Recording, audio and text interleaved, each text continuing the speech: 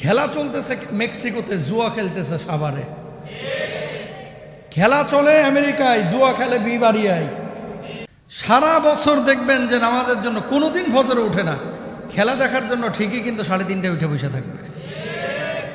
আছে না? বহু মানুষ আছে। খেলা আপনি দেখতেছেন সেটা ভিন্ন কথা। আপনি এখন জার্মানির সাপোর্টার না ব্রাজিলের সাপোর্টার না আর্জেন্টিনার সাপোর্টার না স্পেনের সাপোর্টার, এটা আপনার ব্যক্তিগত ব্যাপার। কিন্তু আমি বড় প্রথম এবং শেষ কথা বড় আকুতি নিয়ে আপনাদের সামনে বলতেছি, আপনার বড় পরিচয় হচ্ছে আপনি মুসলিম। 13টা মুসলমান দেশ আছে, এই দেশগুলোকে আগে আপনার প্রায়োরিটি দেওয়া হচ্ছে।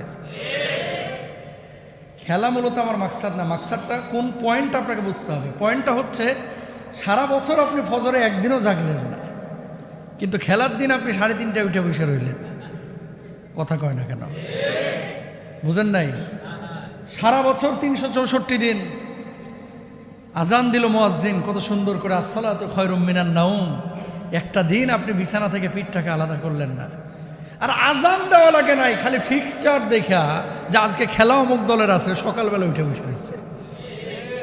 তার মানে কি জবাব আল্লাহর কাছে দেব? আপনি খেলা দেখছেন, যদি জুয়া না খেলেন, যদি অশ্লীল কোনো কিছু না দেখেন, নিছক আনন্দের জন্য দেখতে পারেন, সেটা ভিন্ন বিষয়।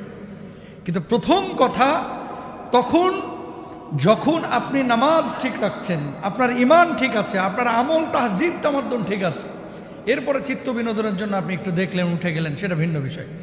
খেলা চলতেছে মেক্সিকোতে, জুয়া খেলতেছে সাভারে। খেলা চলে আমেরিকায়, জুয়া খেলে বিবাড়িয়ায়। খেলা চলে আমেরিকায়, কানাডায়, আর জুয়া খেলে জামগড়ায়। না, এই এলাকায় সবাই আল্লাহর বলি আছে না নাই?